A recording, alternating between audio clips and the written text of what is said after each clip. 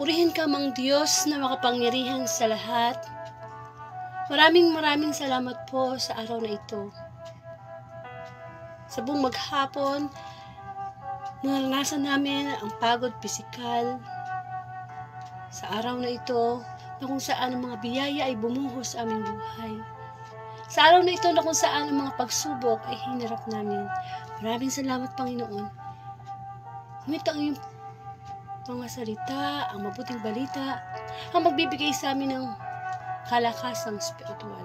Sama-sama po tayong magnilay sa mabuting balita. Sa ngalan ng Ama at ng Anak ng Espiritu Santo, Amen.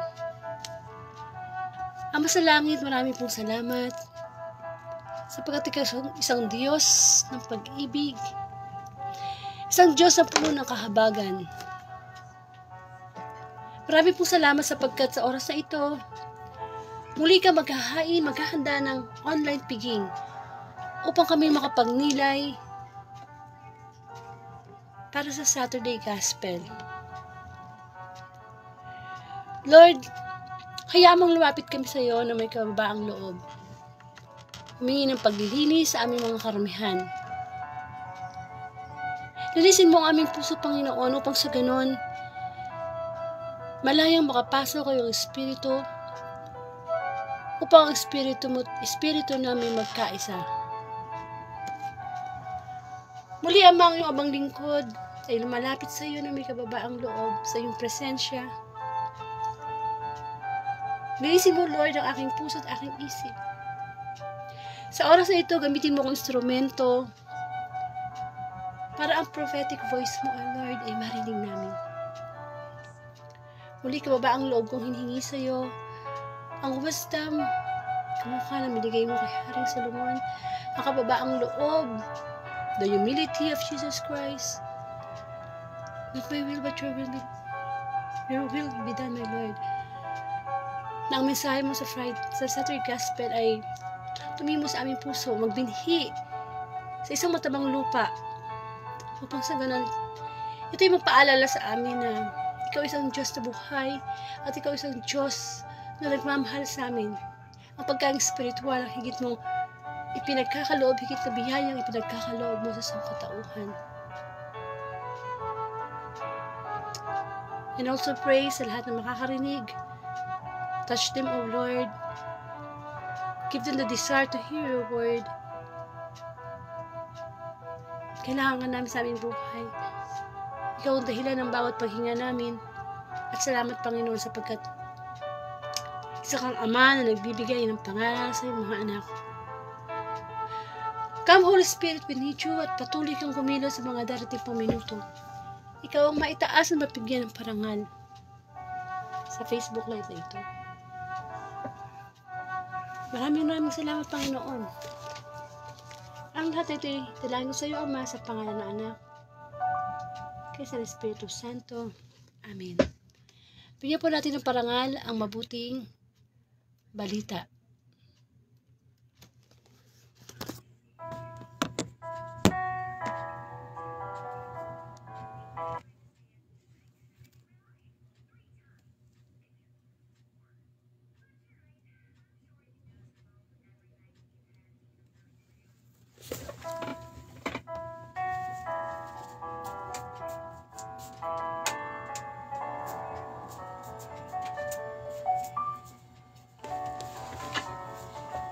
Hallelujah, hallelujah. Ang mabuting balita ayon kay San Marcos. Papuri sa iyo, Panginoon. Ang pagpapakain sa 4,000.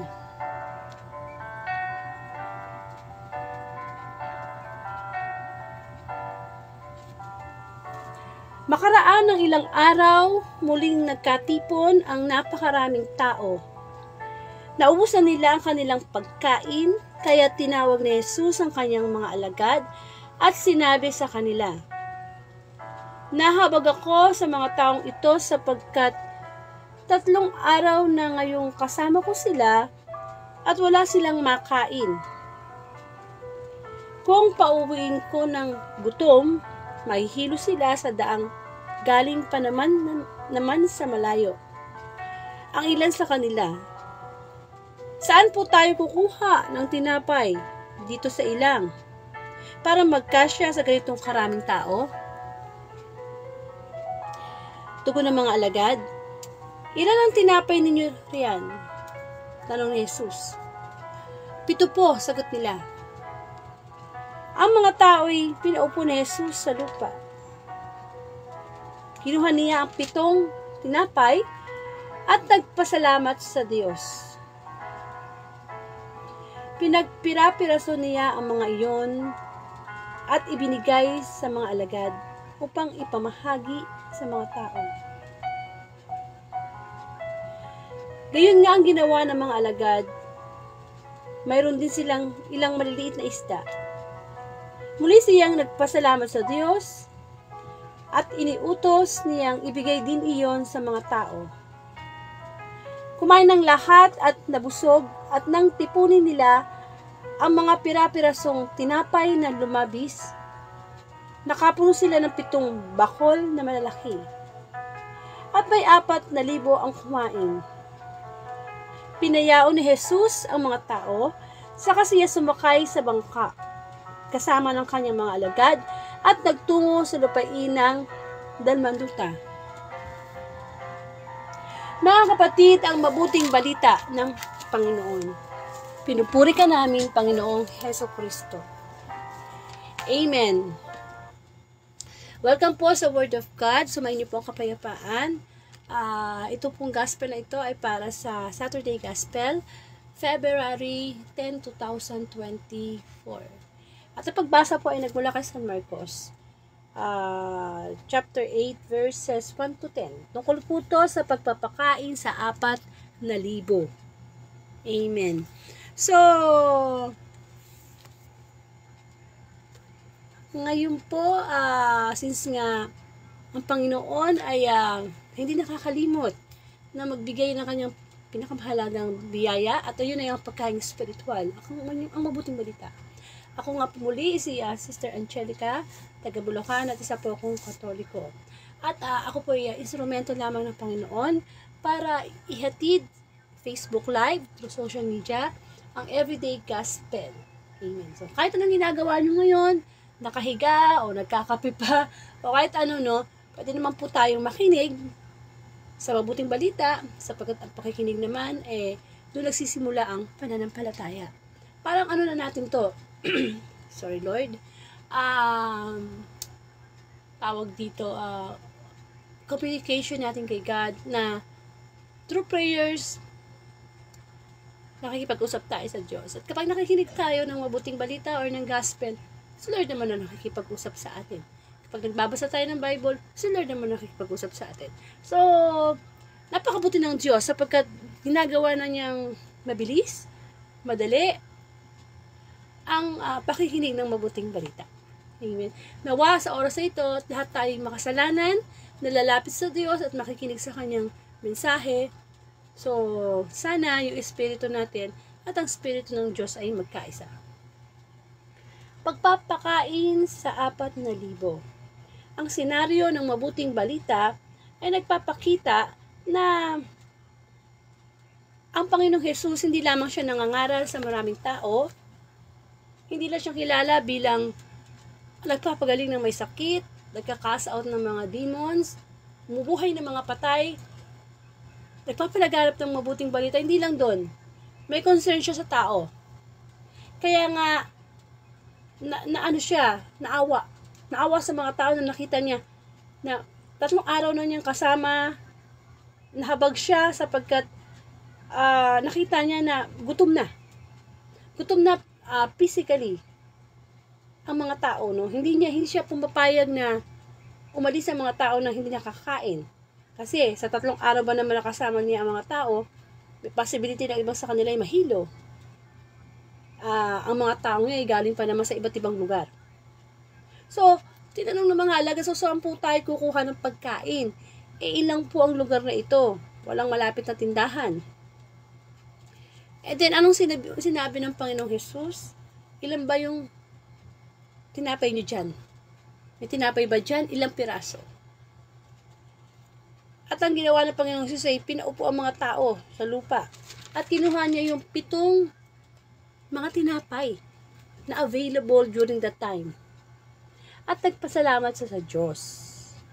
Pinagpirapiraso niya yon at ipinamahagi sa kanyang mga alagad. Amen. At ano pa? Hindi lang tinapay, meron ding isda. So, ilan na naman yung isdang meron dyan? Amen. So, yung maliliit na isda na yon, pasalamat uli si Lord sa Ama, at inutos din niya na ang mga isdang dumami ay ibigay, ipamahagi upang makain ng mga tao. So, anong nangyari sa mabuting balita? Ang lahat ay nakakain. So, yung himala ni Kristo sa pagpapakain ng 4,000 mga tao, lahat nakakain. At ang maganda rito, lahat sila nabusog at may natira pa. May natira pa. Would you imagine the miracles of Jesus Christ na yung 7 pirasong tinapay at yung ilang pirasong isda ay naparami niya. At napakain niya yung ganung karami yung 4,000. At ang nakaka-amaze doon, may natira pa. May natira pa talaga, no? So, anong matututunan natin sa gospel na ito, no? Itong First Saturday Gospel, no? Medyo na-late tayo ng live kasi nakatulog ako. Actually, ang Word of God is from Monday to Saturday, alas 8 ng gabi. Nakatulog ako kanina. Hindi ko na malaya. Nagising ako, eto na. Imbis na Saturday Gospel, imbis na Sunday Gospel na, no? Sunday na po ngayon, Saturday Gospel yung ating pinagninilayan. Anyway, ang Sunday Gospel, February 11, 2024, mamayang gabi na po yun uli. No? Isa-isa lang. So, ngayon, ano namang mapagninilayan natin sa Gospel ng Saturday na kamukha yan, today is Sunday. Na as we Catholic, we consider the Sunday is Lord's Day. Araw ng pamamahinga. Sa 6 na araw na tayo nagtrabaho, ang Sunday ay tinuturing natin araw ng pamamahinga, araw ng pagsisimba. Amen? So, yun yung pagkakataon na nakakarinig tayo ng homily ni Father about Sunday Gospel. And, of course, ang Sunday Gospel ay tungkol sa Jesus ang mga, pinagaling ni Jesus ang kitongin, no? Yun ang mamaya ang gospel pag nagsimba kayo, no? Pero ang pagninilay natin mamayang gabi. Pero sa ngayon, habol tayo sa Saturday Gospel tungkol sa himala. Kasi ng mga nakaraang araw, puro sa pagpapagaling, puro miracle of healing ang kanyang ginagawa. Pero ngayon, miracle ng pagpapakain. Amen? Maganda kasi malalaman natin sa gospel na ito na may mensahe si Lord. Alam mo, ang salita o ang mga kwento sa Biblia, nagpapakita lang yan ng kwento. Minsan nga patalinghaga pa nga, no? Pero meron niyang mensahe sa buhay natin. Kaya nga pagka tayo ay nakakarinig ng mga ganitong gawain online, tapos tinamaan tayo. Sabi, parang ako yata yun na. Hindi salamat. Sapagkat pinapaalahan tayo ng ating Ama sa langit na meron tayong mga kasalanan ginagawa na kailangan na nating talikuran. Kaya nga, ang Ama natin sa langit ay isang Ama na nangangaral. So, ang pare, ang mga preachers, mga instrumento lang yan. Yung mga propeta noong panahon ng lumang tipan, mga instrument lang ni Lord yan to hear the prophetic voice of God. Amen. So, pagpapakain sa 4,000. So, kung ikaw magbibigay ng reflection sa gospel ito, ano yung unang papasok sa isip mo? Ano bang, habang napapakinggan ko, o napakinggan ko na maraming beses, ang kwentong tungkol sa pagpapakain ng Panginoon Jesus sa 4,000 tao, anong message ni Lord doon? Anong meron? Kasi biro mo yung kanyang himalang ginawa, talagang himala. Saka nakakita na 7 pirasong mga tinapay at 2 pirasong maliliit na isda, dumami at nakapakain ng 4,000. The multiplication, nagkaroon ng multiplication sa mga pagkain. At hindi basta magagawa yun ng isang tao. Ang tanging ang Panginoong Jesus lang ang makakagawa nun. Kaya nga, inggit na inggit sa kanya ang mga Pariseo, ang mga Saduseo, ang mga dalubhasa sa kautusan na kami naman, may pinag-aralan kami. Alam namin ang tungkol sa batas ng Diyos.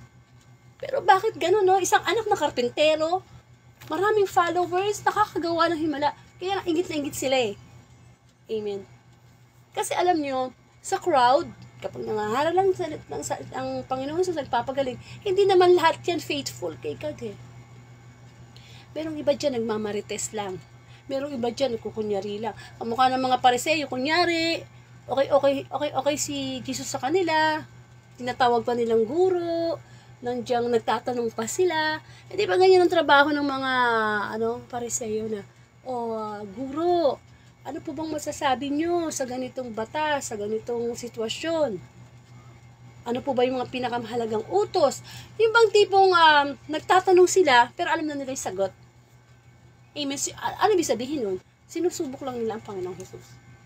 So, dito sa pagpapakain ng 4,000, nakikita natin yung kapangyarihan ng Diyos. Kapangyarihan ng Diyos. Na kaya niyo talagang gumawa ng mga imposible. Eh, hindi ba yung alak sa Kanaan, nung naubusan sa kasalan, ginawa niyang alak? Amen. At makikita natin na ang gospel na ito ay nagpapakita ng napakalaking pag-ibig ng Diyos sa ating mga makasalanan.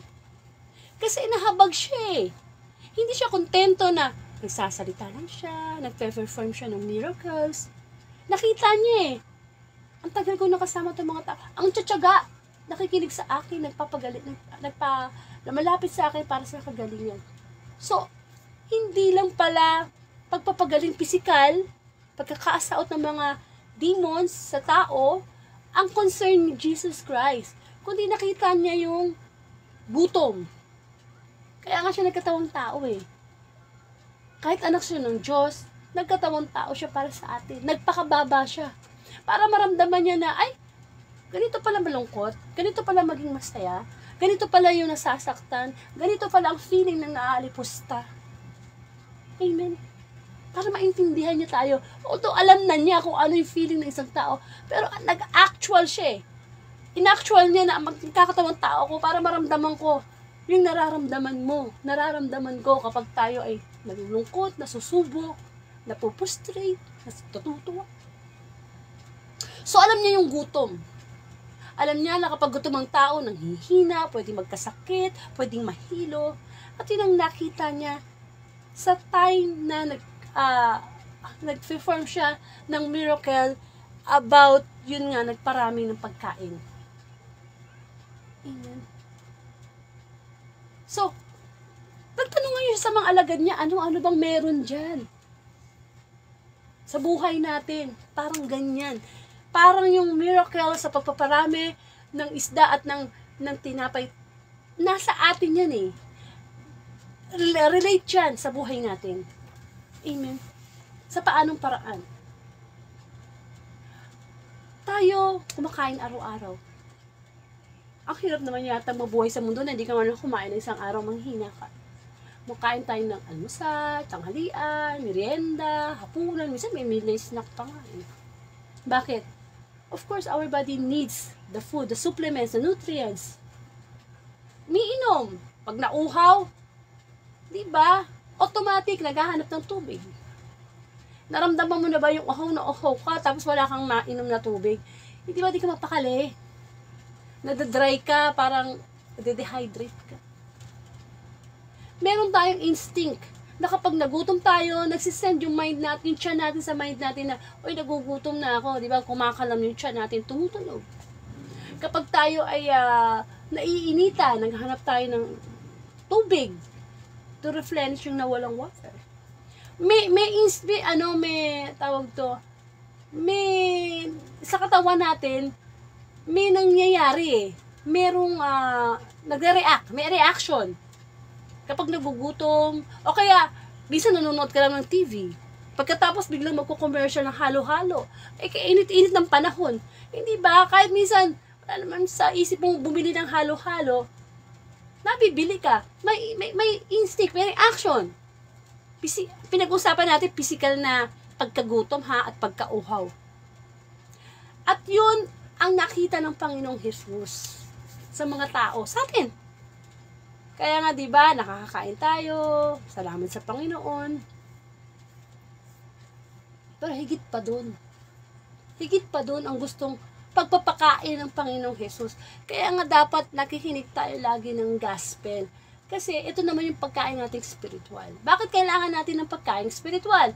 Sapagkat bilang tao, hindi naman tayo katawang lupa lang na nagugutom. Alam naman natin, kapag tayo ay nagutom, kakain, mabubusog, tapos ilang oras lang, gutom na naman. Paulit-ulit yung cycle, no? Pero ang pagkain spiritual, ito yung wala ng kagutuman. Ito nga yung sinasabi na, ang salita ng Diyos, ang buhay, nagbibigay buhay. Amen. Ang tinapay ng buhay, ang salita ng Panginoon. At kailangan natin yun. Kasi ang katawang lupa natin, darating ang time, bibigay yan, mamamatay yan. What about our spirit, our soul? Naniniwala tayo, hindi lang tayo katawang lupa, meron tayong kaluluwa, meron tayong spirito. So paano na yun? Baka yun ang napapabayaan natin every day. That Jesus will come anytime. So anong ihaharap natin sa Kanya sa araw ng paghukom? Kung puro katawang lupa lang yung inaasikaso natin. Amen. We should know our purpose. We should know our mission and vision kung bakit tayo naging tao. Bakit tayo nilikha ng Diyos. Nilikha lang ba niya tayo para tumulog, gumising, kumain, magtrabaho, tapos yun uli. Araw-araw, no? Araw-araw may mga iba't iba tayong routine Yun lang ba? Yun ba ang buhay natin? Is that the meaning of life? Aba, kung ang meaning ng life ay puro ganun lang, huwag na tayo magdasal. Huwag na tayo magsimba. Ganun lang pala ang meaning ng buhay Kasi hindi Hindi yun ang meaning ng buhay.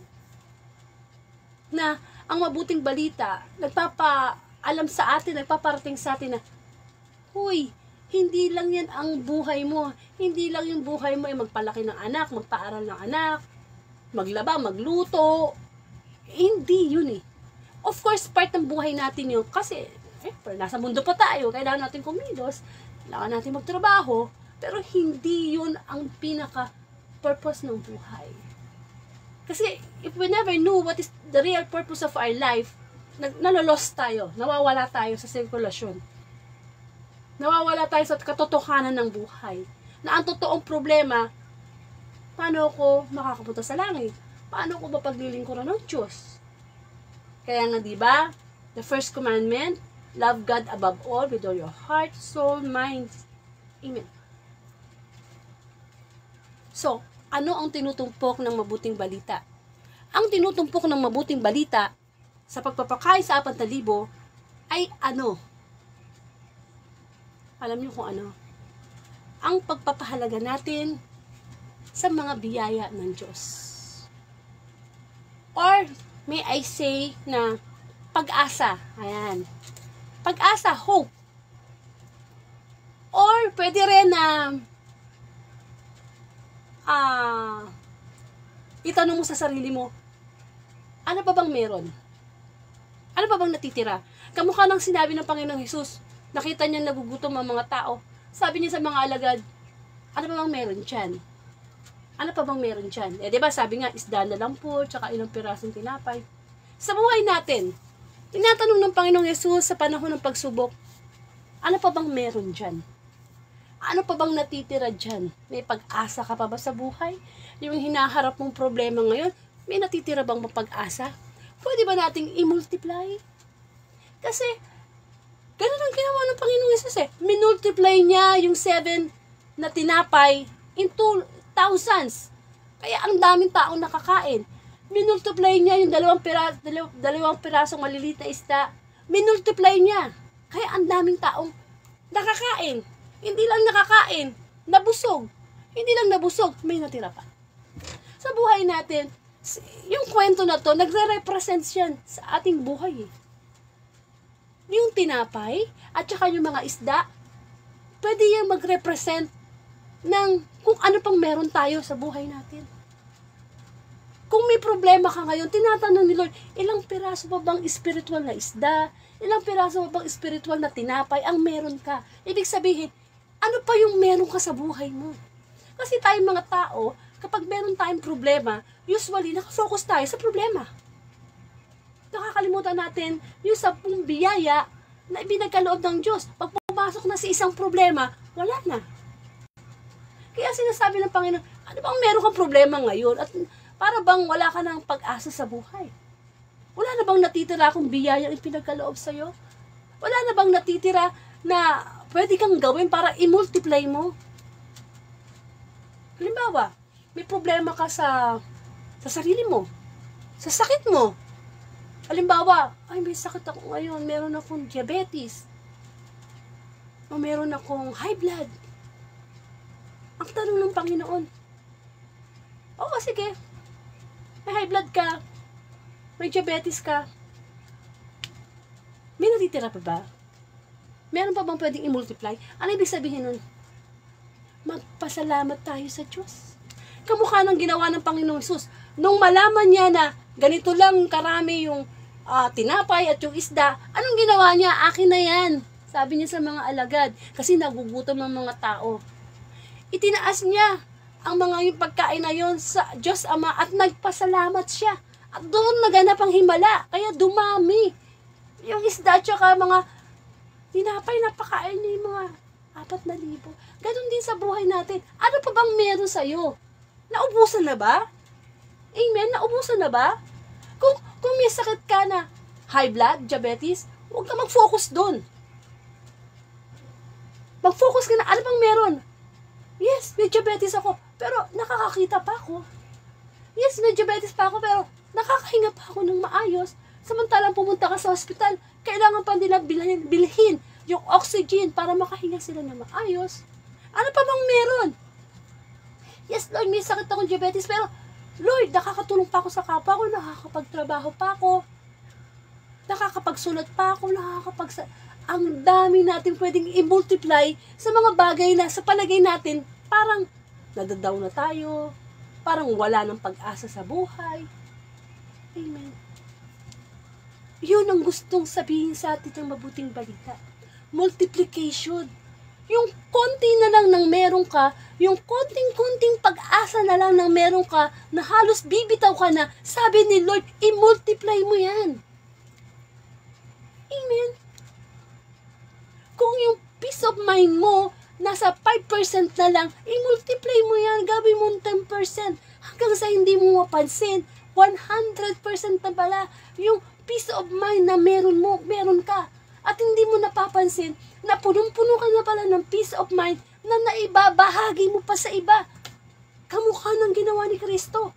Maliit, konting isda at tinapay, minultiply niya, sumobra pa. Ganun ang gusto ng Diyos sa atin. Huwag tayo mawawala ng pag-asa. Kasi hanggat may buhay, may pag-asa. Hanggat meron kang nakikita na pwedeng ipagpasalamat sa Diyos, ipagpasalamat mo. Ganon ang ginawa ni Kristo, diba? Anak na yun ng Diyos, ha? Pero nasa buhay niya lagi yung prayerful niya. Very prayerful siya. Lagi nandun yung kanyang prayer life. Na everyday, hindi niya nakakalimutang magdasal at pagpasalamat sa Diyos. Naganap ang himala, dumami ang tinapay at isda kasi nagpasalamat siya sa Diyos. And that's the secret of life. Being thankful for whatever you have. Even lalo na kapag ikaw ay nasa problema. Saan ka nakakita ng tao? May problema, pero walang ginawa, kundi, thank you Lord, thank you Lord, thank you Lord, thank you Lord. Pag may problema, reklamo dito, reklamo do, reklamo dyan. Amen. May natitira, hindi pwedeng wala. Hanggat humihinga tayo, may natitirang pag-asa. At yun ang gusto ng Diyos sa paghugutan natin ng lakas para dumami in a positive way. Amen.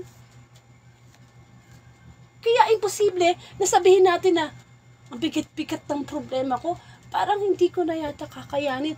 Eto yung problema, biglang may darating pa. biglang may aksidente pa, biglang may mga unexpected na pangyayari. Ang sakit, ang hirap. But God is saying to us na, baka may natitira pa akong biyayang nabigay sa'yo na pwede mong paghugutan ng lakas para dumami, nang dumami yung pag-asa mo at nang maramdaman mo na dahil sa pagtitiwala mo sa Diyos, nadagdagan yung pag-asa mo, na ibibigay mo pa, na ibabahagi mo pa sa iba, kaya natataas mo yung pangalan ng Panginoon. Amen? May mga tao na nawawala ng pag-asa. Nowadays, magugulat na lang tayo sa social media. Kasi alam mo naman ang social media ngayon eh. Ang bilis eh. Dadaan lang yan minsan sa newsfeed mo. Hindi ka mukha noon. Kailangan pang bumili ng dyaryo eh. Para malaman mo ano ba balita ngayon. Magugulat tayo na, nagpangamatay? Sikat na tao, nagpangamatay? Kung titignan mo, masayahing tao naman. Hindi ba? Maybe. Of course, we cannot judge, no? No one can judge sa mga taong nagpapakamatay. Never ever judge. Kung halimbawa may tao kayong nabalitaan na nagpakamatay, never ever judge. Bakit? Because you do not know what's the feeling that time na nagpakamatay siya. Only God knows. But of course, alam natin na ang pagpapakamatay is a mortal sin. Amen. Pero kung yung taong nagpakamatay na yon ay meron siyang malalim na relasyon sa Panginoon, makikita niya yung ano pa bang merong ibinigay sa akin si Lord na pwede kong paghugutan ng lakas para dumami, mag-multiply yung pag-asa ko sa Diyos. Because each of us, binigyan tayo ng Diyos sa isang biyaya, pinagkatiwalaan tayo ng isang biyaya na gusto ng Diyos na minumultiply natin. Kung binigyan ka ng Diyos ng anak, aba, nag-expect si Lord na i-multiply mo yung ibinigay niya. Kung binigyan ka niya ng mabuting anak, in-expect ni Lord na magiging mas mabuti pa yan. Amen? Kaso, ang nangyayari sa buhay natin, pag wala tayong tiwala sa Diyos o nawawalan tayo ng pag-asa sa Diyos, ibig na mag-multiply yung tiwala natin sa Kanya, ibig na mag-multiply yung faith natin sa Kanya, anong nangyayari? Nadi-decrease, namaminus. Hindi na nga nag-a-add, hindi na nga nag-multiply, nagmaminus pa hanggang sa maging zero. Amen. Pag-aaksaya sa biyaya, walang inaksaya ang Panginoong Jesus sa himala niya sa 4,000 pagpapakain. Nung mapakain na niya yung 4,000, lahat na busog. Lahat na busog. At may sumobra pa. May sumobra pa. Sa buhay natin, ganun din. Akala natin nagkukulang ang Diyos. Akala natin, Lord, bakit wala pa yung pinapanalangin ko sa iyo? Bakit wala pa? Hindi nagkukulang ang Diyos sa atin kahit kailan. Kung tutuusin, sobra-sobra pa. Hindi lang natin makita kasi binabase natin yung biyaya sa mga material na bagay na nakikita natin. Ang totoong biyaya, wala sa material. Kasi kung nasa material ang satisfaction ng tao, ang contentment ng tao, bakit may mga taong sikat, kilala, nagpapakamatay pa? Marami ng pera, sikat na. Why? Because the money, the material thing is not the basis of true joy, the true wealth. Ang totoong kayamanan ang Diyos. Diyan mo lang mahahanap ang totoong contentment. Kahit nasa iyo na yung latest na cellphone, latest na sasakyan, magandang bahay, mataas na pinag-aaralan, hindi ka magkakaroon ng satisfaction. Why? Dahil wala pa sa iyo yung totoong kayamanan. At yun ang Diyos. Amen. Kaya lang sinasayang natin. Hindi natin ginagaya ang Panginoong Jesus na walang sayang, walang tapon. Sumobra pa. Naipon pa nila yung pagkain sumobra. Pero mo, from 7 tinapay and 2 isdang maliliit, libo-libo ang na-multiply na pagkain ng himala. May sumobra pa. Sa buhay natin, may sobra lagi. Walang kulang. Amen. Kaso, inaaksaya natin. Ano yung mga inaaksaya natin sa ating buhay? Una, nag-aaksaya tayo ng oras. Hindi ba? Bakit natin tinutukoy yung pag-aaksaya? Kasi di ba si Jesus Christ, walang naaksaya, sumobra yung kanyang himala na pagkain, dumami, napakain yung mga libo-libong tao. Inipon niya, hindi niya tinapon. Tayong mga tao, bakit tayo parang feeling natin kulang yung biyaya ni Lord? Bakit minsan ang feeling natin, mas maganda yung buhay niya kaysa sa buhay ko? Naiinggit tayo. Why? Because we are wasting our time. We know that time is gold. Ang oras ay ginto. 24 hours ang binibigay sa atin ng Diyos. Ang oras ay ginto. Kaya nga, di ba, kapag tayo ay pinapanganak, di ba nililista ng nurse, ay lumabas. Itong baby na to, 7:45 a.m. o 7:43 a.m. o ultimo, detalyado, ultimo yung minuto. Why? Because time is gold and that time is your birthday. Kailan ka sinilang po ako noong September 3, 2000 ganito, sa ganitong 7:45 a.m. That's history. Yung ka na, sinilang ka ng ganong oras. Kaya nga diba yung mga kambal, nalalaman kung sinong panganay at kung sino yung bunso kasi sa oras. Because time is gold. Kapag may mga patayan, hindi ba? Andyan yung mga mag-iimbestiga. O, anong oras ka nandito? Anong oras ka wala? Anong oras? Bakit importante yung oras eh? Kasi malalaman to kung suspect ka eh. Na ganitong oras, ano po, alas 8 po ng gabi, nasa bahay lang po ako. Tapos sasabihin nung alas 8 ng gabi, wala ka pala sa bahay. Nandun ka pala sa pinangyarihan ng krimen. Time is gold. Importante ang oras. Minsan doon ka mabubuko eh. Amen. Na, yung time na down na down ka sa buhay. Na imbis na maging happy ka, pero pinili mong maging malungkot. Sayang ang oras. Hindi na babalik. Hindi na babalik. Kamukha ngayon. Anong oras na? Oh, madaling araw na. February 11, 2024. Anong oras na ngayon? Oh? 12:36. Madaling araw. Hindi na. Pag naging 12:37 na yan, hindi na yan babalik kahit anong gawin natin. Because time is gold. At yun ang inaaksaya natin. Yung buhay natin. May limitasyon lang. May expiration tayo. Mamamatay tayong lahat.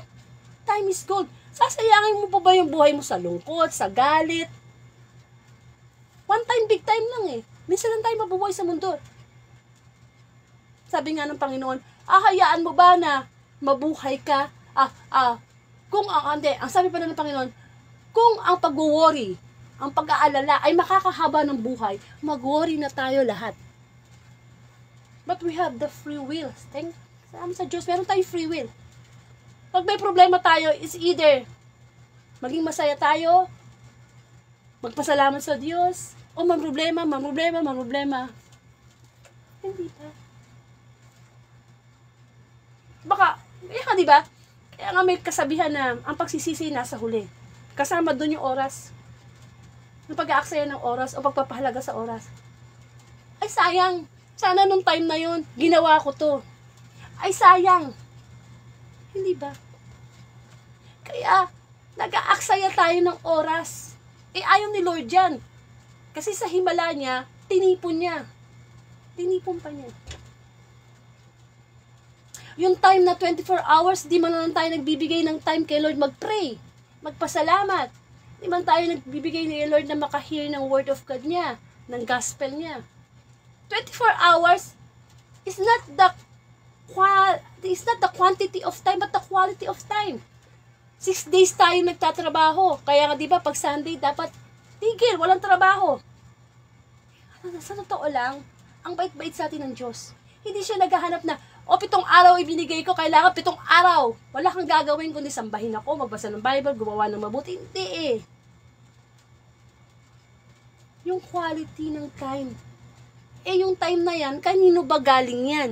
Sa Diyos. Alam mo yung binigyan tayo ng oras, actually, pinapahiram lang tayo ng lahat ng bagay. Wala naman tayong pag-aari dito eh. And the time is also borrowed. Pero saan natin ginagamit? Mas marami pa yung oras natin sa mga wala kakwenta-kwentang bagay. Nag-spend tayo ng pag-iisip ng problema ng walang, di ba, nasasayang yung oras. Amen. Bilang lang naman ang oras natin sa mundo. Let us spend our time wisely. Hindi naman sinasabi ng Diyos na 24 hours kang magbasa ng Bible o what. Hindi eh. But yung mga time na ginagawa natin sa paglalabas, sa pagluluto, sa pagtatrabaho, gawin natin yun na yung oras na ginagamit natin, nag-glorify sa Diyos. That's what I mean. That's what God's mean. Na kung naglalaba ka, gawin mo, ay Lord, naglalaba ako para sa'yo to ha. Because you give me the time na maglaba, bigyan mo ako ng lakas, wala akong sakit, nakakakilos ako. You give me the time na mag-spend ako ng time with my family, with my children. You give me the time na magtrabaho ako, gawin ko ng mabuting trabaho ko, kahit masungit yung boss ko. You give me the time na mag-birthday ako, thank you Lord. You give me a lot of time. But it should not be wasted. Because it is gold. And it comes from God. Time will come that we will die. We never know kung kailan. Time will come that Jesus Christ will return. Anytime na parang magnanakaw. Time will come na lahat tayo haharap sa Diyos para sa paghuhusga at sa paghuhukom. Anong maire-report natin kay Lord? We wasted our time ng galit sa kapwa. Samantalang si God, forgiveness. There's a time for everything. There's a time for healing. There's a time for forgiveness. Always have time. Manage your time. Proper management of time. Sana sa time naman na ipinagkakalob sa atin ng Diyos, sa bawat araw, wag naman sana siya mawala. Kasi siya yung nagbigay ng time eh. Each time na nagigising tayo sa panibagong araw, salamat sa Diyos, marami nang hindi nagising. Na kapag natutulog tayo, wala yung free will natin. Hawak ng Diyos. Kaya pag nagigising tayo sa umaga, thank you Lord. Hindi yung pagkagising mo sa umaga, ayan, time na namang magbunga nga, time na namang mag-negative. Pangit agad yung tingin sa mundo. Amen. Lahat ng bagay, may oras. Kahit anong ginagawa natin. At hindi natin mapipigil ang bawat minuto, segundo, umaandar yan. Mamumblema ka dyan, yung oras, hindi yan mamumblema. Tutuloy yan ng pagtakbo. Kaya, Lord is asking us, what about the time? Ano yung mga time na inaksaya mo na dapat nag-glorify ang Diyos? Ano yung mga time na dapat nagpatawad ka na pero namatay na yung tao, di mo napatawad? Ano yung mga time na dapat na gumagawa ka ng mga bagay para sa Panginoon, tumutulong ka na sa kapwa mo, pero hindi mo ginawa. Sayang ang time. Amen. So, ano pa, bukod sa time, kasi di ba, ang Panginoong Yesus, tinipon niya, hindi siya nag-aksaya. Money. We are wasting our money. Money na pinapahiram lang. This is the problem with us eh. Kapag may pera ka, pag may mayaman ka, umaakyat yung pera sa utak mo eh. Akin to, pinaghirapan ko to. No! Sabi nga, the money is the root of all evil. Yes? But of course, money can also be a friend. Kaya nga tayo nagtatrabaho eh, buong mundo eh, because of money. Sabi niya, money makes the world go round. Kaibiganin natin ng pera sa pagtulong sa kapwa.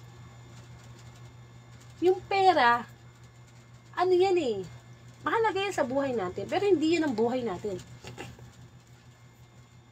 We are wasting our money na pinaghirapan natin sa tulong ng Diyos ha, kasi binigyan tayo ng lakas. Ano na bang magkano ba yung perang pumapasok sa buhay nyo? Paano mo yung ini-spend? bili ng junk food, bili ng sigarilyo, bili ng bisyo. Sayang ang pera. Biyaya yan ng Diyos, pinapahiram lang sa atin. Amen. Taya sa loto. Sorry sa mga taya sa loto. Naisip ko ulit yung loto. Kasi, biro mo, magkano na ba ngayon ang taya sa loto? 20 pesos? 20? Hindi ko alam ha. Hindi ako tumataya ng loto. Bakit? Sabi, pag tumaya ka daw sa loto, parang charity, tumulong ka sa kapwa. Pero, raffle. Raffle, no? Para pag nanalo ka sa 6 digits, milyonaryo ka, instant. Ganyan tayo Gusto natin lahat instant pati pagyaman Ayaw paghirapan Kaya pati mga pagkain ngayon, instant lahat Instant mommy, instant dito. Instant din yung buhay natin. Di ba? So, sa buhay natin, imbis na, itong money na to, saan ko ba ito ibibigay? Meron na lang akong 20 pesos dito. Taya ko nga ng loto para manalo ako. For me lang, that's a foolishness. Kasi, kung gusto mo talagang tumulong sa kapwa mo, yung 20 pesos mo, idiretso mo na sa pulubi. Tapos ang kwento, kayamanan sa langit, ang napananunan mo. Kaya sa yung 20 pesos mo, pera na naging bato pa. Bakit? Pinagsapalaran mo sa sugal At ano ba ang sugal? Ano bang main purpose ng sugal? Ba't nagsusugal? Kasi yung mga kalaban mo, gusto mong makuha yung kanilang pera. Di ba ganun ang sugal? Amen. Kayamanan sa langit ang ating tayaan. At kasi kaluluwa natin ang naka-stick. Sometimes, nalulus natin yung salitang contentment Sapat na yung kumain ka, nakaraos ka sa araw, bawat araw. Walang nagkasakit. Because health is wealth. Abay, pag nagkasakit ka at wala kang pera, o kung marami ka mang pera na uubos lang sa gamot, sa doktor, pag wala tayong sakit, kayamanan na yan But we are wasting our money. The money of God na pinagkakatiwala lang. Kaya nga diba, may mga kwento sa Bible, may mga parable at parabola o talinghaga na nagsasabi na, pinagkatiwalaan kita ng 2,000, 10,000, pagbalik ko kailangan na doble yan. Kung pinagkakatiwala sa ating pera ng Panginoon, dapat i-use natin to glorify. Minsan, we are wasting our money. Pero pag may lumapit sa ating pulubi, piso na nga lang ibibigay mo minsan, titingnan mo pa mula ulo hanggang paa. Ano ba to? Mas malakas pa sa akin Hindi ba? Tingnan niyo yung babaeng balo. Kusing na lang ang pera niya pero ibinigay niya sa templo. Kaya kasabayan niya mga mayayaman. Pero saan? Kanino nalugod ang Diyos? Sa babaeng balo. Kusing na lang yung pera niya, binigay pa niya. Parang binigay na niya yung kanya kabuhayan. Kakainin na lang niya, binigay pa niya. Amen. Tingnan niyo naman yung kwento ng mayamang binata. Mayaman siya. Pero gusto pa niya makapunta sa langit. Nagawa na raw niya yung 10 utos ng Diyos. Ano pang gagawin niya para makapunta sa langit? Kasi gusto niya makapunta sa langit Nasa kanya na lahat yung material na bagay. Anong sabi ni Kristo? Di pagbili mo lahat ng ari-arian mo at sumunod ka sa akin. Nalungkot yung mayamang binata. Kasi mayaman siya tapos ibibenta niya tapos magiging alagad siya. Yan ibig sabihin ng Panginoon. Dapat kung anong meron tayo, minumultiply natin when it comes to money, when it comes to material things. Hindi naman masama na mag-enjoy ka minsan sa buhay mo. Pero dapat yung money mo, ginagamit mo to glorify God. Hindi ba? Pagtulong sa kapwa. Amen. Pagtulong ng walang kapalit Merong iba na tumutulong, kailangan na tulungan kita, tulungan mo din ako. Ang gusto ng Diyos, tumutulong tayo sa kapwa ng walang kapalit. Kasi, ang makakamtan naman nating biyaya ay mula sa Diyos. At yun ang magandang reward, yung mula sa Diyos, hindi yung sa tao. Kasi once na ginawa mo ng mabuti ang tao at nakaganti yung tao sa'yo, ay na-receive mo na yung reward mo. Amen? So, ayaw ng Diyos na tayo nag-aaksaya ng oras, nag-aaksaya ng pera, at ano pa yung inaaksaya natin? We are wasting our effort. Yung effort natin, kung may mga bagay na Hindi naman dapat papag-aksayahan ng panahon, pero pinag-aaksayahan natin ng panahon. Amen? Ibang mga bagay na imbis sa Diyos mo na lang ibigay, binibigay mo pa, nag-effort ka pa, saan ba pupunta ba yung effort mo na yan? May problema ka masyadong effort mo, yung iyak mo, yung frustration mo, yung pagiging down mo sa moments mo. Grabe yung effort mo, no? Magdasal ka na lang kaya, kesa yung wini-waste mo yung effort mo sa mga bagay na talo din naman tayo. Amen. Ang dami natin ginawa sa buhay natin na sayang. Sayang effort. Sana binigay na lang natin sa mas makabuluhang tao, makabuluhang pangyayari. Kesa yung nag-e-effort tayo sa talo tayo. Di ba?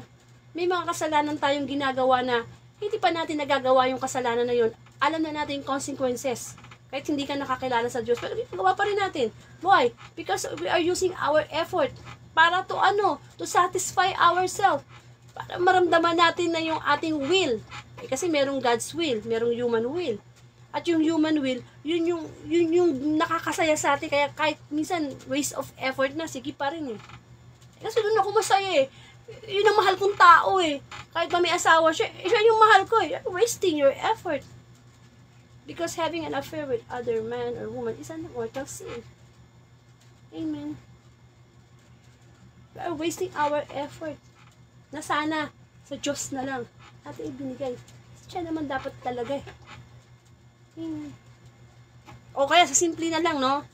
Ano pa yung mga pag-aaksaya na ginagawa natin? Kasi,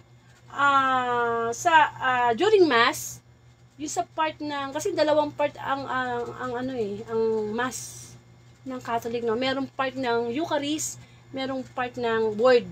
Ano yung Word? Yun yung yun nga yung mabuting balita, yung homily. Yung Eucharist, yung pagtanggap na natin ng ostia.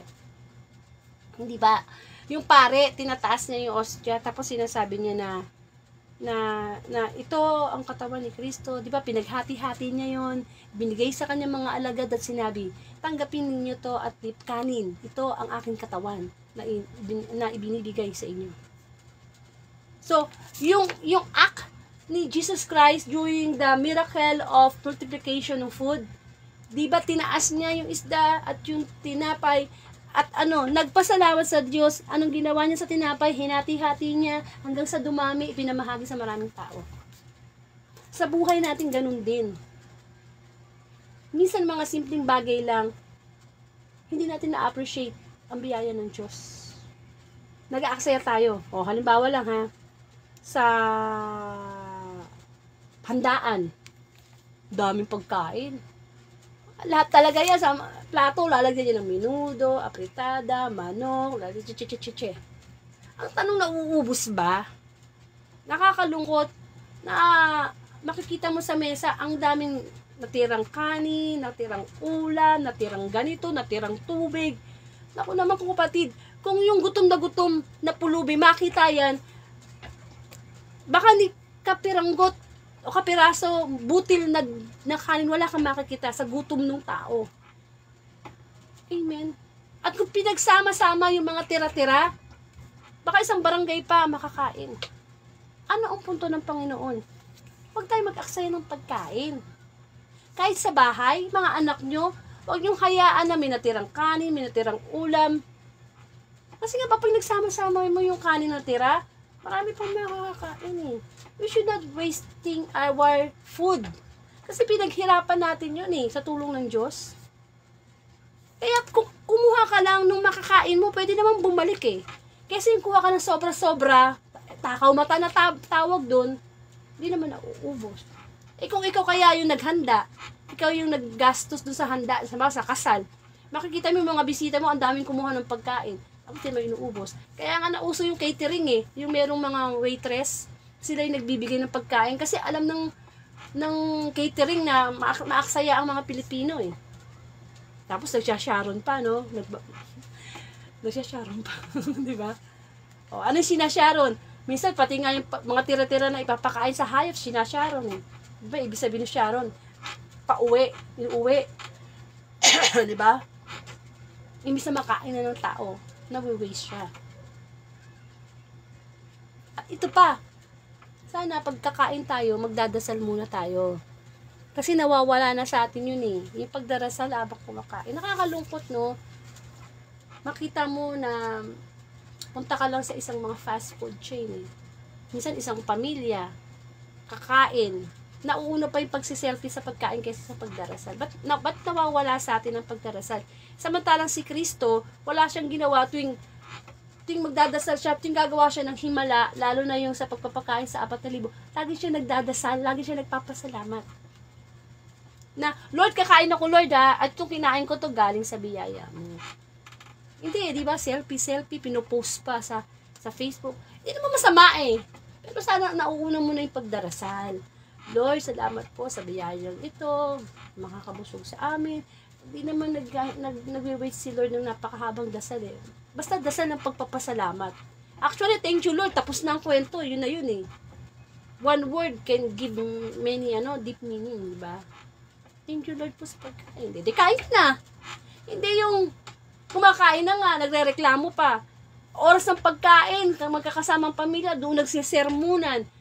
Huwag niyong sermunan ang anak niyo sa oras ng pagkain, sapagkat ang pagkain ay banal. Tsaka nakita niyo, di ba, mahalaga kay Kristo ang pagkain. Bakit? Di ba merong Last Supper? Di ba merong Last Supper, nagpapakita na ang Panginoong Jesucristo kumain bago siya mamatay kasama ang kanyang mga alagad. Na si Kristo kumakain, binabatikos ng mga Pariseyo kasi nakikikain siya sa mga makasalanan. Importante sa Diyos ang pagkain. May respeto siya doon. Dapat nagpapasalamat tayo. Before meals, thank you Lord, nabusog ka. Thank you Lord. Amen. I-recognize mo na, okay, pinaghirapan mo yung pambili ng pagkain, pero si Lord ang nagbigay ng lakas. Kaya huwag tayong mag-aksaya. Never. Hindi lang sa pagkain, pati sa kuryente, sa tubig. Hindi yung, halimbawa, nasa isang fast food chain ka, pumasok ka ng banyo, nakita mong naiwang bukas yung tubig, di mo napapansin bakit. Di naman ako nagbabayan yun. No. You have to care also for some sa others. Di patayin mo. Hindi yung hindi mo pinapansin. Kasi hindi naman ikaw sa'yo yun. Hindi naman. Ang gusto ng Diyos, hindi lang sa sarili mo. Yung may care ka sa kapwa mo. Nakita mo bukas yung ilaw sa banyo ng isang fast food chain, patayin mo. Hindi ba? Although sila nagbabayad niyan, pero alam mo yung malasakit sa kapwa. Kasi pag may malasakit ka sa kapwa, ibig sabihin meron kang unang malasakit sa sarili mo. You cannot give something to others na wala ka. You cannot give malasakit to others if you don't have malasakit to yourself. You cannot give love, peace of mind, joy to others if you don't have that. Kaya nga, di ba, love yourself. Yung bang magmamalasakit ka na, ay, hindi ko naman ginagamit tong kuryente to, mapatay nga. Kasi alam nyo, di ba ang tubig, ito ng tubig sa aircon namin eh. Magdamag mo yung umanda ng aircon, di ba? May tumutulo dyan tubig. Makikita mo na lang, puno na yung timba namin. Ano ibig sabihin nun? Maliit na pag pinagsama-sama, lumalaki. So, yung maliliit na inaaksaya mo, pag pinagsama-sama mo yan, malaki yan. Nakakadagdag yan sa bayad ng kuryente. Kaya nga, di ba dapat, pag hindi daw ginagamit yung ventilador, tanggalin yung plug. Kasi kahit pa paano, nagkakonsume na yung kuryente. Amen. Huwag tayong mag-aksaya. Kapag marunong tayo mapagkatiwalaan ng Diyos sa maliit na bagay, mapagkakatiwalaan tayo sa mas malaki. Ano ibig sabihin nun? Kung sa maliit na bagay kaya mong mag-control, edi mas kaya mong sa malaki. Kung sa pagkain pala ng junk food, di mo na mapigilan yung sarili mo, sayang yung pera eh. Paano pa kayo pagpapatawad? Di mas lalong di mo yung kaya. Kasi spiritual na gawain yun. Amen. Tinatanong sa atin ng mabuting balita, ano ba yung inaaksaya nating biyaya ng Diyos? Na imbis na i-multiply natin, ibahagi sa iba, sinasayang natin. Diba? Time is gone. Huwag ka magpakamatay. Sayang ang buhay. Eh, kung mabubuhay ka lang na 90 years old sa mundo, eh, naka mo pa yung Diyos? Sasayangin mo pa?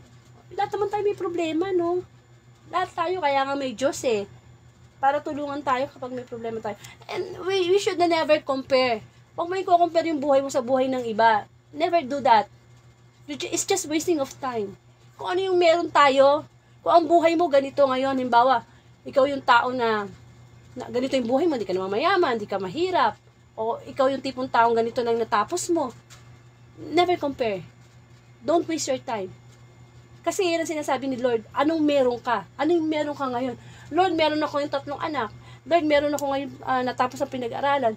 Lord, ito yung binigay mo sa akin, meron ka. O ayun, palaguin. Diba? At kung ano yung wala tayo, sabi ni Lord, yun ang paghugutan natin. Ano ibig sabihin nun? Yung mga bagay na wala tayo, may problema tayo, hindi nandyan yan para i-down tayo ni Lord. Sabi nga, ang buhay, parang ano yan eh, ginto na inaano sa ano ng pagsubok, sa apoy ng pagsubok. Dinadalisay. Kaya pag may pagsubok tayo, huwag tayong down. Pinapalakas tayo ng Diyos. Ano yan? Parang resistensya. Immune system. Masanay tayo sa problema. Walang taong walang problema. At yung problema mo, hindi lang ikaw yan. Wala kang pera, maraming taong walang pera. Hiwalay ka sa asawa, marami. Yung problema mo ngayon, hindi ka nag-iisa sa mundo. Kasi that's God's promises sa 1 Corinto chapter 10 verse 13. Wala pang problema na bibigay sa'yo na hindi mo kaya.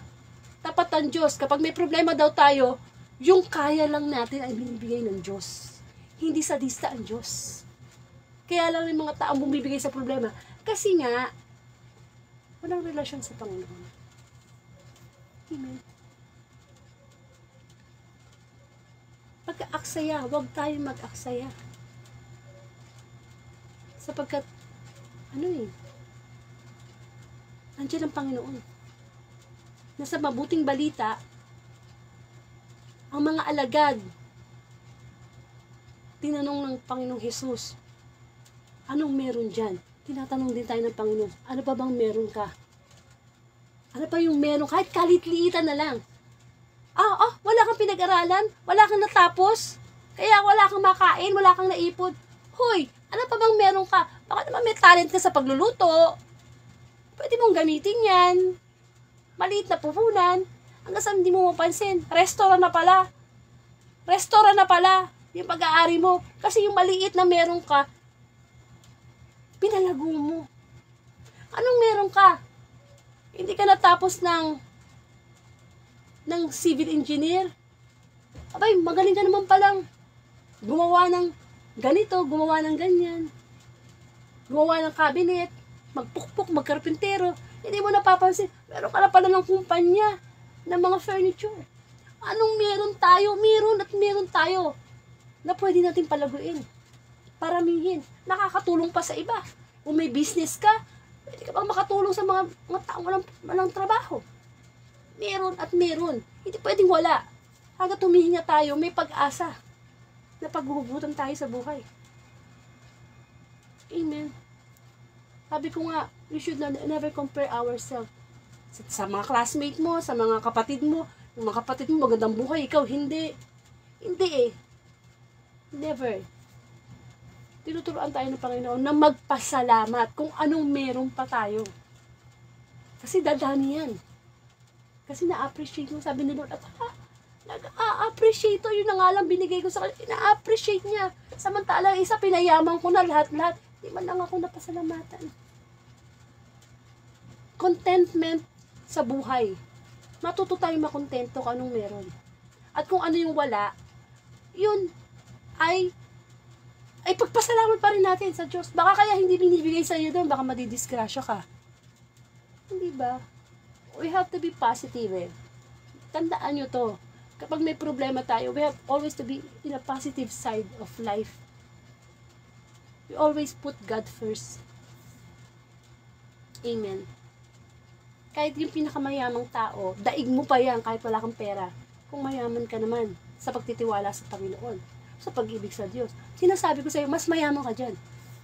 Kasi yan ang kayamanang natatago na kapag na-discover mo, mayaman ka na. Amen. Kaya nga, God is good eh.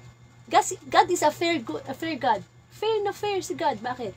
Hindi siya nagbabase sa talino, sa kayamanan ng tao. Hindi. Ang kaligtasan, ino-offer niya sa lahat. Amen? At ng kanyang basis, yung hindi yung Lord, Lord. Hindi lahat ng tumatawag ng Lord, Lord, pupunta sa langit. Kundi sumusunod lang sa kalooban ng Diyos. Amen? Alam niyo, kapag gumagawa ng miracle ang Diyos, hindi nagpapakita to. O hindi nagmamayabang ang Diyos na, Diyos ako ha, kaya ako nakakagawa ng himala. Na si Jesus Christ na, nakagawa ko ng himala, Diyos ako ha, Diyos ako. Hindi eh. Kapag nagpe-perform ng miracle si God, si Jesus Christ, nagpapakita yun ng kanyang pagmamahal, ng kanyang compassion sa ating mga tao.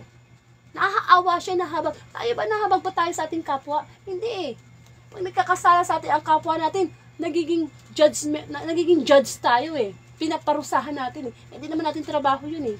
Trabaho ng Diyos ang maghusga at magparusa. Tayo ang trabaho natin magpatawad. Because ganyan si Jesus Christ eh. Kahit makasalanan tayong tao, binigay niya yung kanyang buhay, nagpapako siya sa krus. Amen. The miracle. Nagsushow yan ng love, ng grace ni God. Kaya sa buhay natin, pwedeng magkaroon ng miracle eh. Yung magbalik loob tayo sa Diyos, yung bang ibigin natin ng Diyos na higit sa lahat, miracle yan. Adik na tao, nagbalik loob sa Diyos, nangangaral ng salita ng Diyos, miracle yan. Hindi naman yung miracle na bulag nakakita eh. Mga physical miracle yan eh. Ang gustong mangyari ng Diyos sa atin yung kaya natin gumawa ng himala. Kasi ganyan ang ginawa ni Kristo, yung kanyang mga alagad, nakakagawa ng himala, diba? Pinangaralan niya ang kanyang mga alagad, nakaka-perform na, nakakapagpagaling na rin ang kanyang mga alagad. Tayo din sa panahon na ito, we can also perform miracles. Pwede tayo makapagbago ng buhay ng ibang tao. Because God is giving us kung anong binigay kay Kristo. Si Kristo binigyan ng buhay na walang hanggan. Tayo din, binibigyan ng chance ng buhay na walang hanggan. Si Kristo naging mabuti, tayo din. Pwedeng maging mabuti. Huwag lang nating aksayahin kung anong meron pa. May piso ka pa dyan, yan na ba pera mo, piso? Pwede pa yung mag-multiply, maging 2 piso, 3 piso. Amen. Basta lagi natin yung makikita na huwag tayo mawawala ng pag-asa. Yung mga bagay na nangyari sa buhay natin na masakit, na frustrate tayo, tapos na yan. Let be maging lesson na lang yan. Lesson na kailangan ma-learn natin, no?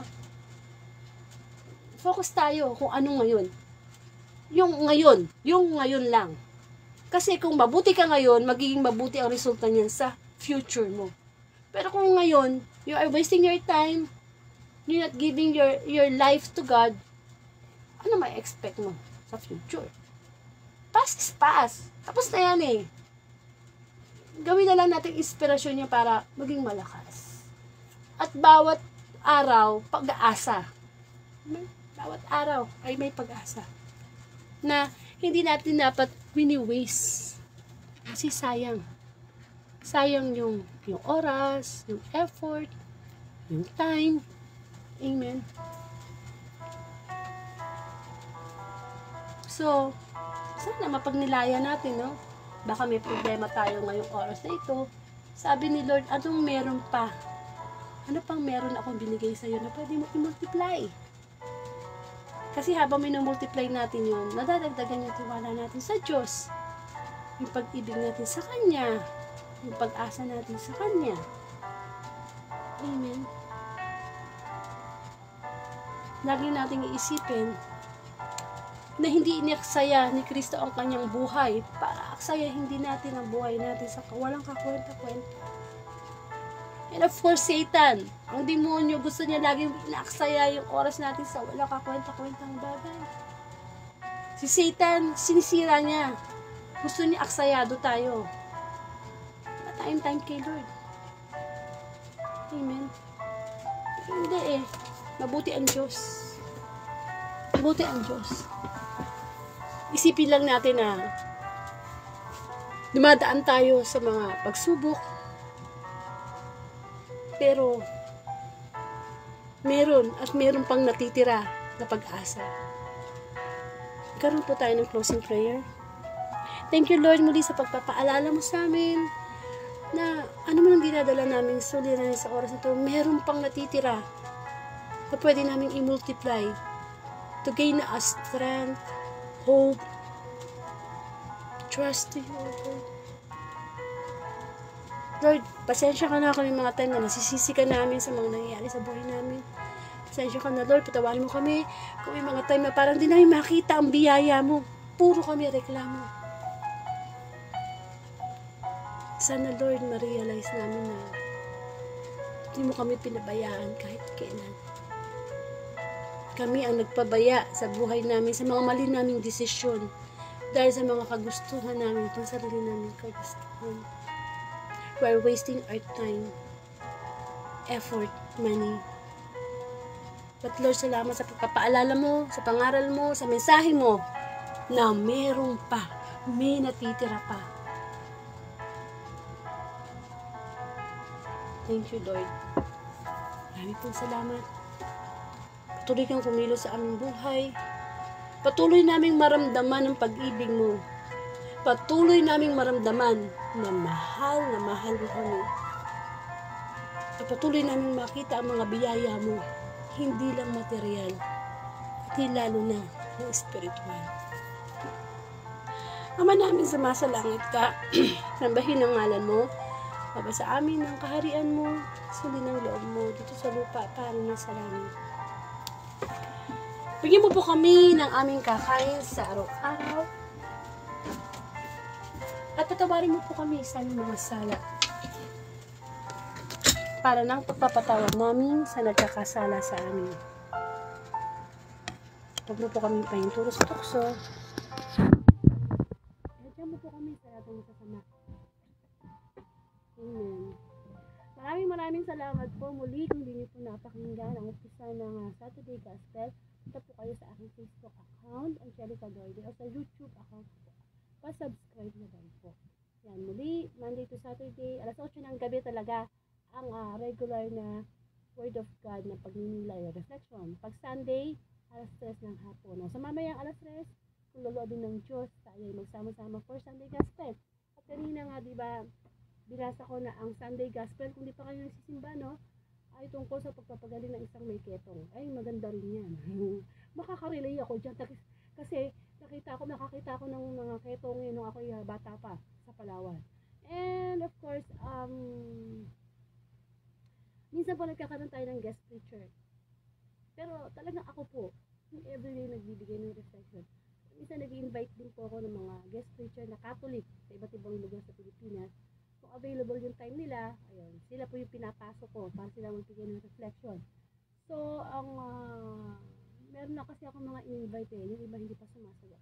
Depende sa schedule nila. Pero, ngayon Sunday, ako ang magre-reflect. Pero sa Monday, February 12, si Brother Bong Nangabat ng Kalap, Catholic Lay Preachers of the Philippines. Siya yung magbibigay ng reflection sa Monday, February 12, alas 8 ng gabi. Tapos marami nang nag-schedule na sa kanila natin dapat yan. Pero itong mga kinukuha naman natin na preacher, talagang mga veterano na to. Talagang matatagal na kay Lord. Talagang mayroon kayo matututunan. May matututunan tayo sa mga reflection na ibibigay nila. So kaya ini-invite ko po kayo na kung hindi ba kayo makanood ng live, pwede nyo naman pong i-replay yan. Kasi hindi naman lahat pare-parehong oras. Basta ang mahalaga, hindi natin nababayaan yung spiritual life natin, yung spiritual food natin. Kasi utos din ng Diyos yun na hindi lang sa tinapay nabubuhay ang tao, kundi sa lahat salita na mumutawin nila sa bibig ng Diyos. Utos ng Diyos na magkaroon tayo ng pagpakinig as spiritual food. And of course, please share the Saturday Gospel. I-share natin to bilang pagpapakita na pagpapasalamat natin sa Diyos. Amen. Ito yung tinatawag na may nagsalita, napakinggan mo, and then multiplication. I-post mo sa timeline mo para mag-multiply yung makikinig. Tapos yung Facebook friends mo na nakarinig, i-post niya sa timeline niya. So, multiplication of proclaiming the word of God. Importante yan kasi Great Commission yan eh. Great Commission yan. Inuutos talaga ng Diyos na to share the word of God. Kasi trabaho yan eh.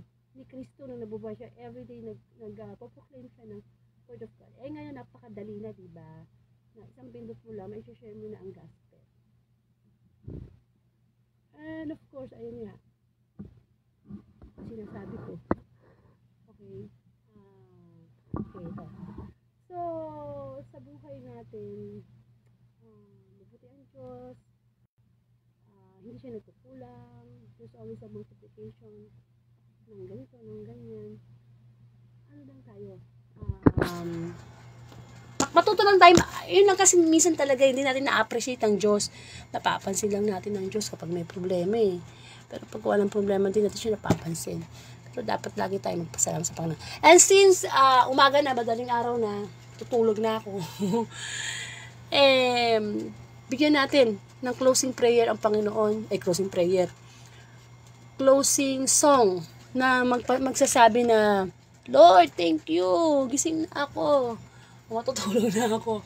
Na isa sa mga, ito ang favorite, sabi ko kasi ni Chair ko, favorite ko talaga tong kanta na to, na everyday pinapakanta ko siya sa umaga, paggising ko. Kasi napakaganda ng message eh. So, papakinig ko sa inyo, pa sakali, pagkagising nyo, gusto nyo makinig ng music, pakinggan nyo tong song na to kasi, ang ganda ng lyrics niya, nagpapakita na, ang totoo ni Cat Stevens, Morning Has Broken. And, so pakinggan po natin, na ang bawat umaga, every gising is a blessing. Amen. Teka muna, may commercial muna. Okay. So, mabuti po ang Panginoon, no? So, dapat natin maalala. Yan. Okay, skip natin, ha? Pasensya na, ganyan talaga pag live. Okay.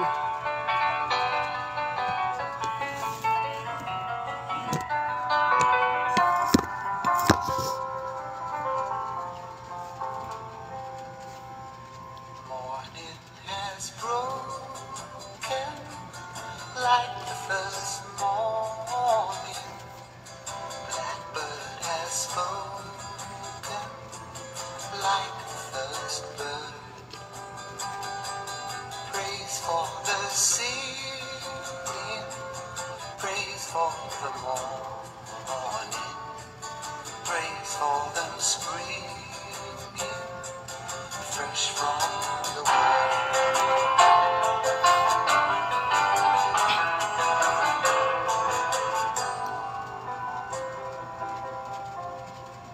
Sweet the rain's new fall, sunlit from heaven, like the first dew fall on the first grass. Praise for the sweetness of the red garden, sprung in completeness when his feet had.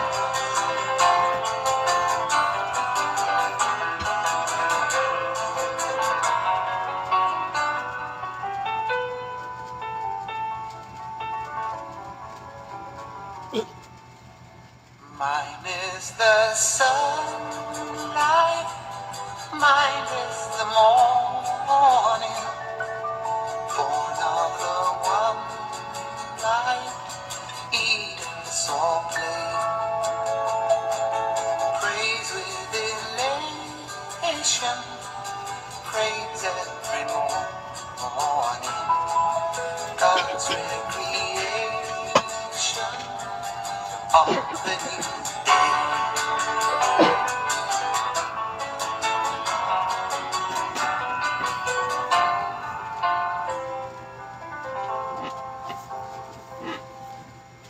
Morning has broken like the first morning. Blackbird has spoken like the first bird. Praise for the singing, praise for the morning, praise for the spring, fresh from the word.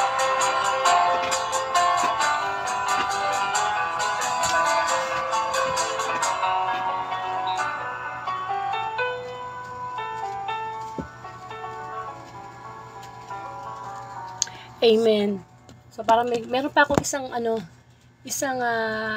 kanta na naalala na may connection dito sa katatapos lang natin na gospel. Kasi di ba nga sabi nga ng mabuting balita na kapag meron tayong problema, huwag nating isipin na walang-wala na talaga. Meron at meron tayong mamumultiply na biyaya ng Diyos na pwede natin paghugutan ng pag-asa. Kasi nga habang may buhay, may pag-asa. Di ba? Ba't hanggang humihinga tayo, may pag-asa. So, kailangan lang talaga nating makita si Lord. Diba? Okay. So, ito, last song na lang talaga to. Maganda rin to, no? Pakinggan natin yung lyrics nung kanta. Para makita natin na tuwing tayo may problema, nandiyan si Lord. Amen. Hindi siya nawawala, no? I see you, Lord.